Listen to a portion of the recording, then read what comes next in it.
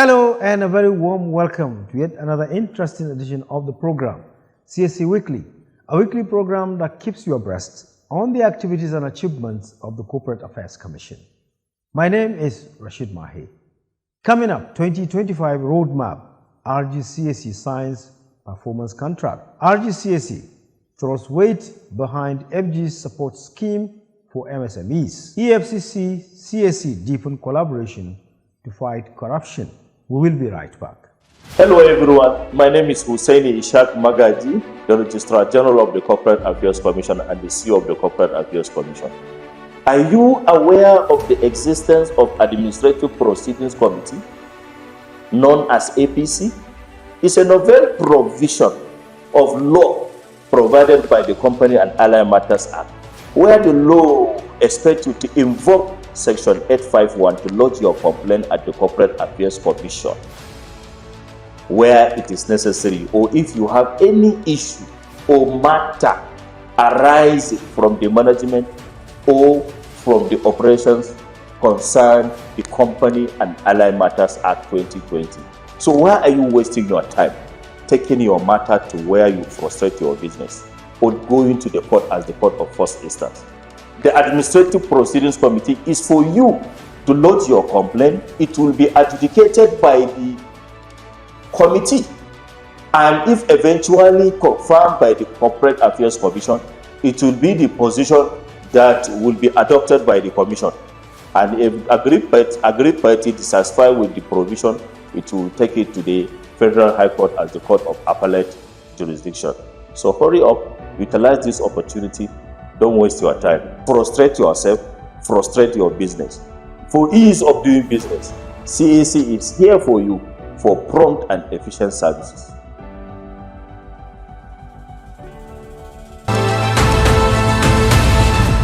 Welcome back. And we begin with the Service Compact Agreement for CEOs. The Registrar General CEO of the Corporate Affairs Commission, Hussaini Ishaq Magaji, Senior Advocate of Nigeria, has stated his commitment towards realizing the set goals and objectives of the 2025 Roadmap for the Ministry of Industry, Trade and Investment, MITI. Hussaini Ishaq Magaji gave his commitment shortly after joining his counterparts to sign the 2025 Roadmap Performance Contract. He described the event as strategically designed to stimulate and reinforce performance from all agencies in line with Renewed Hope initiative of President Bola Ahmed Tinubu. The historic event, which took place at the 2025 retreat of the Ministry of Industry, Trade and Investment, held at the premises of Bank of Industry, was supervised by Dr. Jumoke Oduwole, MFR, Minister of Trade and Investment. Attended by all heads of agencies in the ministry, the 2025 retreat was themed Accelerating Diversification to Rebuild Prosperity by Leveraging Industry, Trade and Investment. Discussions were centered on the future of Nigeria's industry, trade and investment sector with a view to stimulating economic growth and development. In her remarks, Dr. Jumoke Oduwole, MFR, stated her commitment to building what she called a dynamic, resilient and sustainable economy for businesses to thrive and prosper locally and internationally. We say best of luck to the RG and his colleagues. And now moving on to a cheering news for Nigerian MSMEs, as the federal government has approved the creation of a syndicated re-risk loan scheme for MSMEs to stimulate growth and create employment opportunities within the sector. Vice President Kashim Shettima announced this during the first meeting of the National Council on MSMEs, which had in attendance the Registrar General CEO of the Corporate Affairs Commission, Hussaini Ishaq Magaji, Senior Advocate of Nigeria, along with other relevant Chief Executive Officers. Vice President Kashim Shettima, who is the chairman of PEBEC, explained that the scheme will be a partnership between the state governments and financial institutions in granting access to single-digit loans to MSMEs. He underscored the potential of the Nigerian economy and added that with proper planning, economic diversification will be a reality with a lot of focus on the agricultural sector. Kashim Shettima therefore called for a collective approach to realize the objectives and enjoin state governments to establish a mechanism free from political interference. He maintained that such measure would drive the implementation of the syndicated re-risk loan scheme for MSMEs to create millions of jobs for Nigerians. Commenting on the initiative, the Registrar General CEO of the Corporate Affairs Commission, Hussein Ishaq Magaji, Senior Doctor of Nigeria, renewed the commitment of the Commission towards ensuring seamless formalization of small businesses in the country to enable the scheme to realize its objectives. He therefore stated CAC's readiness to partner with state governments towards achieving bulk registration of small businesses to enable them to maximize the potentials of the newly established loan scheme for MSMEs. And now moving on to the fight against corruption to ensure economic growth. The Economic and Financial Crimes Commission and the Corporate Affairs Commission have agreed to deepen collaboration to fight corruption in order to stimulate economic growth. The commitment was given during a visit to the CAC Registrar General CEO of the Corporate Affairs Commission, Hussein Ishaq Magaji, Senior Advocate of Nigeria, by the EFCC Executive Chairman Olanipekun Olukoyede. In his remarks, the EFCC Chairman applauded CAC's continued support and swift responses to EFCC's requests. Olukoyede emphasized that both agencies play vital roles in promoting accountability and regulatory compliance for the benefit of the economy. The EFCC boss further stated his resolve to utilize anti-corruption mechanisms as a means to stimulate economic growth, attract investors, and ensure a level playing field for businesses operating in Nigeria. Responding, the Registrar General described the visit as an opportunity to strengthen the existing synergy between the two agencies, particularly in the areas of information and knowledge sharing. He therefore reaffirmed CAC's commitment to align with President Bola Ahmed Tinubu's 7-point transformation agenda in turning around the economy. Magaji therefore informed the EFCC boss that the CAC registration process was now AI-driven. According to him, CAC has developed intelligent company registration portal dedicated to ensuring seamless registration experience for customers and the public. CAC's ultimate goal is to ensure that companies were registered within an hour, just as obtained in the UK Companies House and in line with global best practices, he added. Let's now go to the Northeast for our next report. The RG visits Borno office and renews commitment to staff welfare and well-being. The Registrar General CEO of the Corporate Affairs Commission, Hussein Ishaq Magaji, has renewed his commitment to the improvement of staff welfare and well-being for enhanced productivity. Hussein Ishaq Magaji stated this when he paid a walking visit to the CAC's Borno State Office in Maiduguri. He described the Maiduguri office as one of the best offices he had so far visited and therefore applauded its cleanliness and maintenance of good interpersonal relationships between staff. The Registrar General said he was building a new CAC that would be overseen by technology, particularly artificial intelligence, AI-driven. Speaking on compliance and sensitization, Ishaq Magaji revealed that staff at the head office would soon be involved in the exercise like their counterparts in state offices. Extensive capacity building training is also being planned for staff to, amongst others, ensure that Commission effectively discharges its responsibility amidst Nigeria's growing population, Hussein Ishaq Magaji added. Speaking on post-registration activities, the CAC boss said over 101 post-registration activities have been identified to engender compliance with the provisions of CAMA 2020. He therefore said the identified services and products will soon be available on the redesigned Companies Registration Portal, CRP.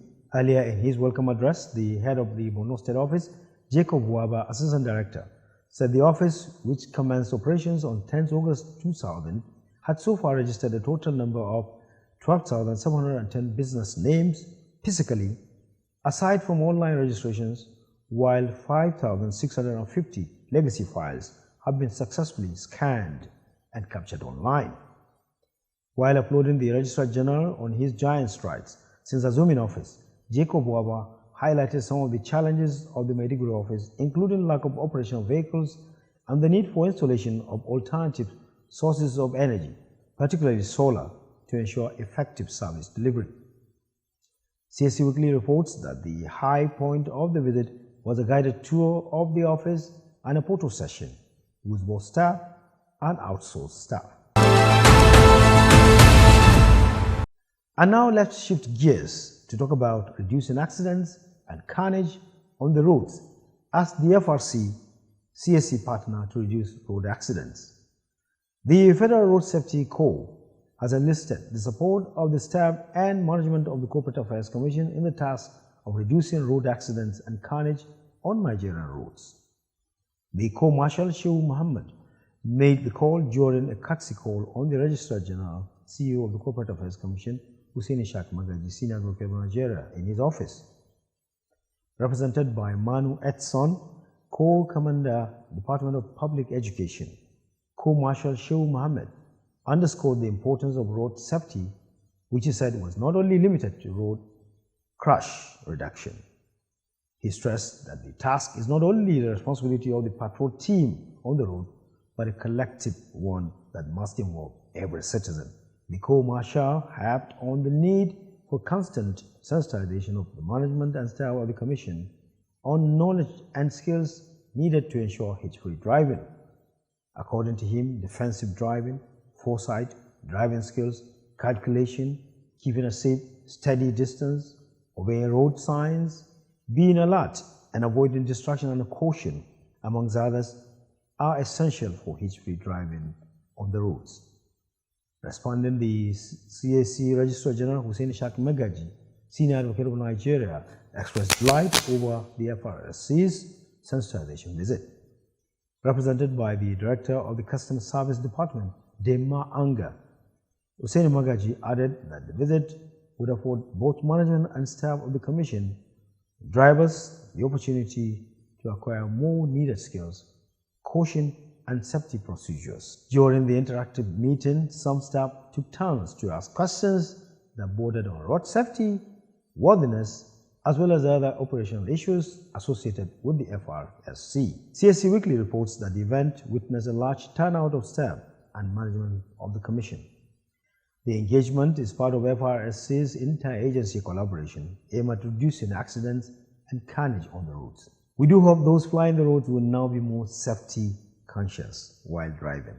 And now let's cross over to our interview segment to continue discussion on the Commission's focus for their 2025. Justin Nide Birao, the Special Advisor to the Registrar General, is our guest today. He talks to us about compliance and many more. Sit back, relax, and enjoy watching. Mr. Nidia Justin Birao is Special Advisor to the Registrar General. Many thanks for joining us on the program again. Thank you for having me, and Happy New Year. Okay, so let's come to the big masquerade itself, which is enforcement of compliance. What is the thinking behind it? Well, enforcement of compliance basically is the Commission's strategic initiative to build what is regarded as compliance culture in the way businesses are managed.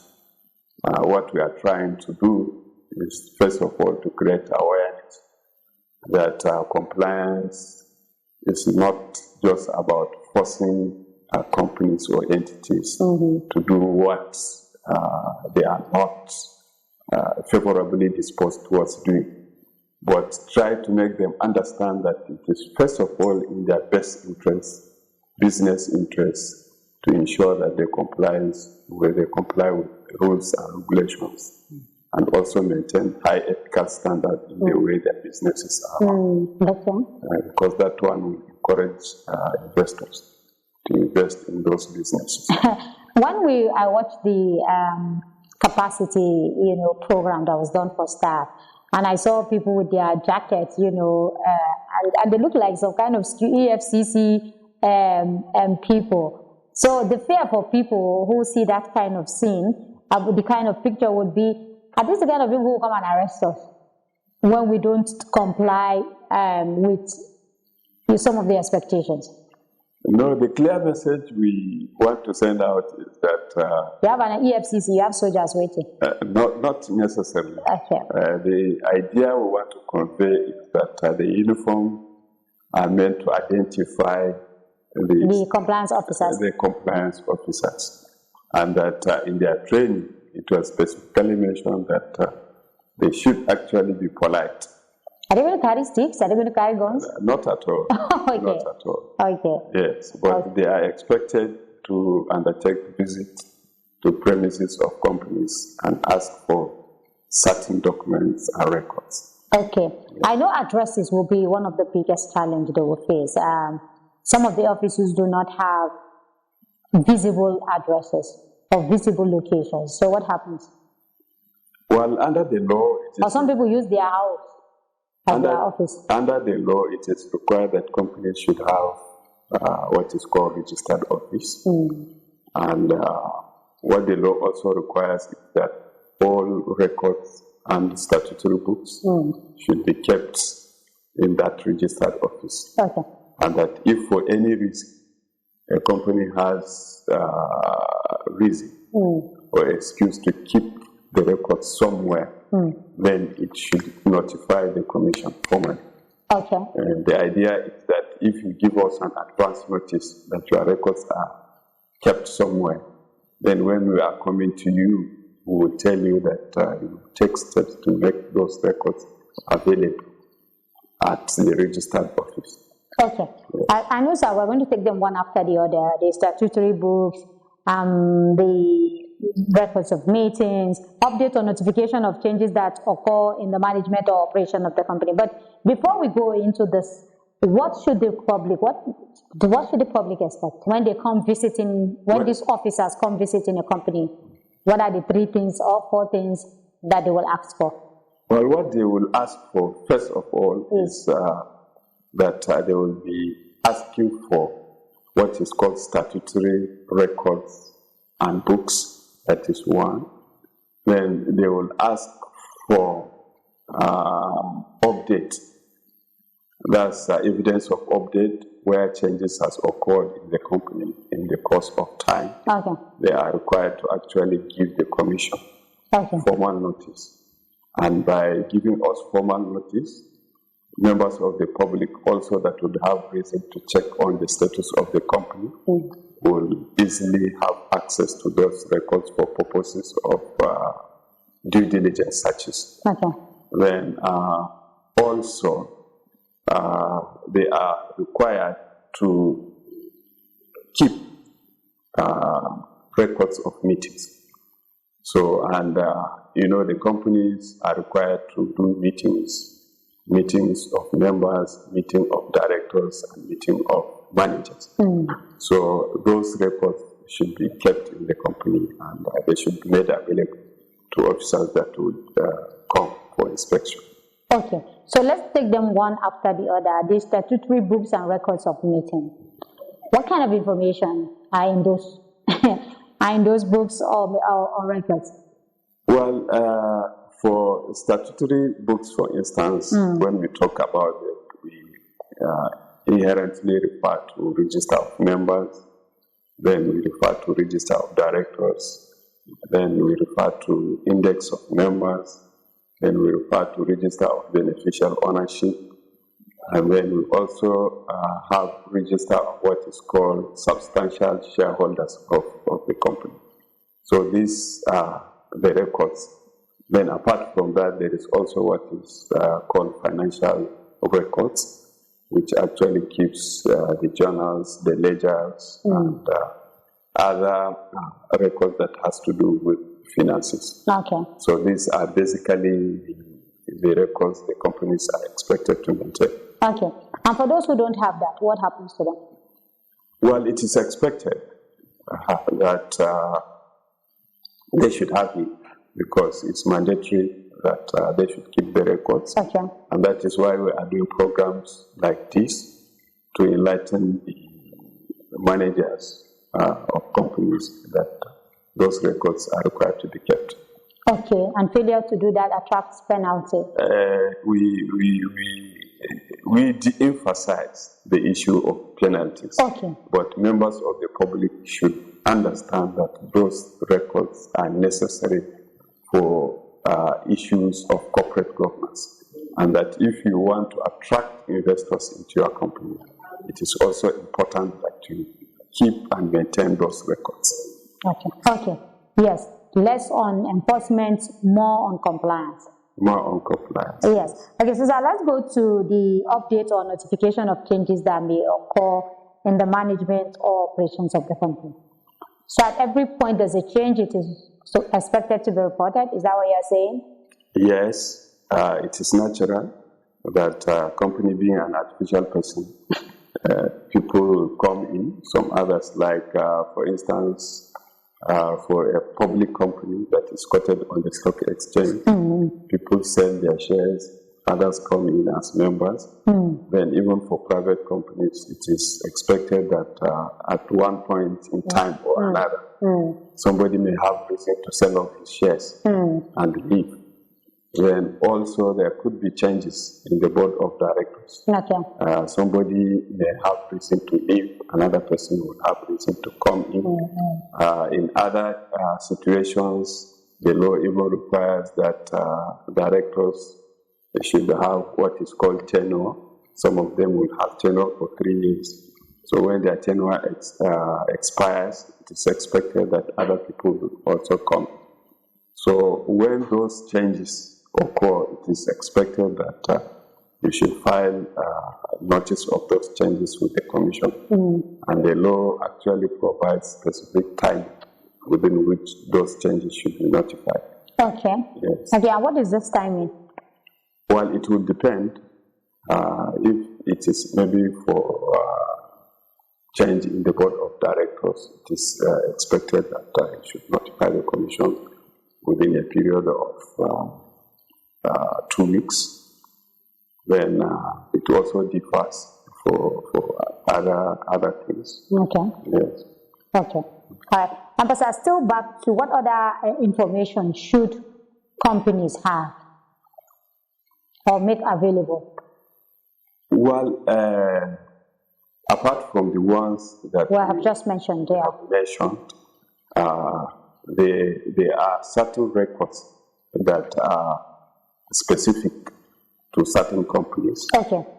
Like, for instance, if you talk of public companies, they are required to actually post their audited financial statement on their website. Okay. Yes.